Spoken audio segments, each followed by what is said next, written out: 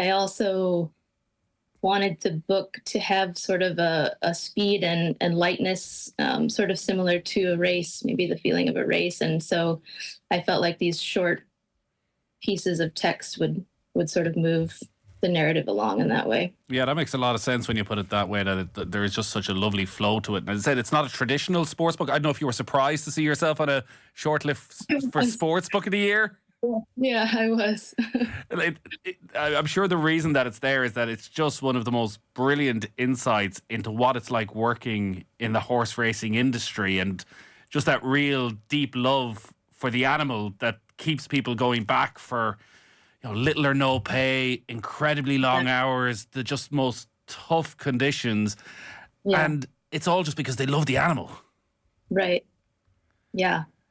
And I think in Ireland we have, even though it's not quite modern day, like we have probably very similar racing industry where there is that elite part to it, where there's an incredible amount of money involved, but actually it's that sort of traditional farming background where it is up at 4 or 5 o'clock in the morning, riding the horses out, doing every little bit of work, traveling to race meetings, and being on the circuit.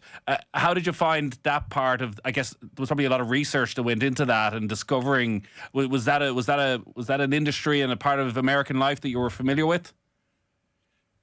A little, maybe not quite directly, but I did grow up with horses. My mom's a great horsewoman, and I got my own horse when I was about the same age that Sonia is in the book, when she gets her childhood horse. And he was just really important to me. And I feel like I had a similar experience of horses, maybe that, she did. It's this sort of not fancy, just the like labor of just taking care of the animal and developing that kind of close relationship with the animal.